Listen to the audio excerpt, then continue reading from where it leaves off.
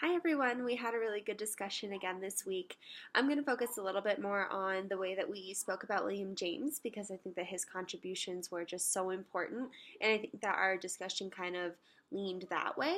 A lot of my classmates just kept listing different things that he came up with and what they thought were his most important beliefs or contributions, and that really just goes to show what a really prominent figure he was in our field and the differences that he made back then that are still important to us today.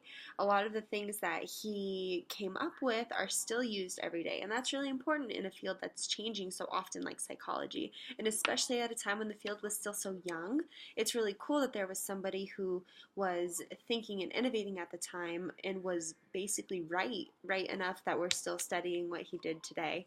I think that some of his most interesting ideas are basically about the self, about identity, about individualism, about who we are. I think that the whole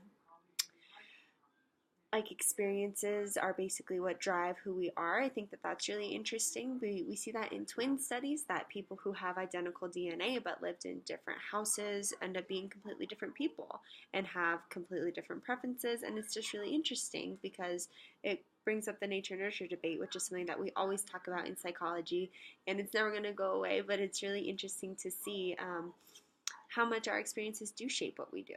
And that said, I think that physical things that we do, like smiling or frowning, our physical shows of emotion, are really important as well because, like he showed with the facial feedback hypothesis, and something we actually showed in the lecture, she did the demo of it with the put the pencil in your mouth and it makes you do like a physical smile with your lips. It actually can make you feel happy. And it's just this idea that our body thinks, oh, I'm smiling, therefore I must be happy. Oh, I am frowning or I'm crying, therefore I must be sad. And I think William James's whole point with that is that we're in control of what we do, therefore we should be in control of what we feel. And I think that that is a really interesting thought and can be really applicable in clinical psychology because of the fact that our emotions are huge as a part of our life. They really determine who we are, how we handle ourselves in situations. And it is an interesting thought to think that we are in complete control of that and that our emotions are not actually the drivers of us, which does happen sometimes when we get into situations where our emotions take control and we don't really act the way we wanted to because our emotions get the best of us. It happens to everybody.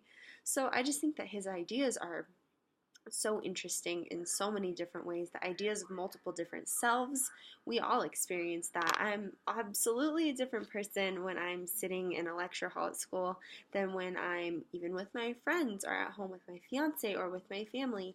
It's just we present ourselves differently depending on the situation. We're starting to see psychology at this time start to delve into the idea of the situational things, and maybe it's not just stimulus response, which is what we're seeing with behaviorism. It's just so interesting because there are so many variables in life, and I thought that this week's discussion really showed like how these deep thoughts from people like William James can really just kickstart us into this whole labyrinth of questions that can go on forever.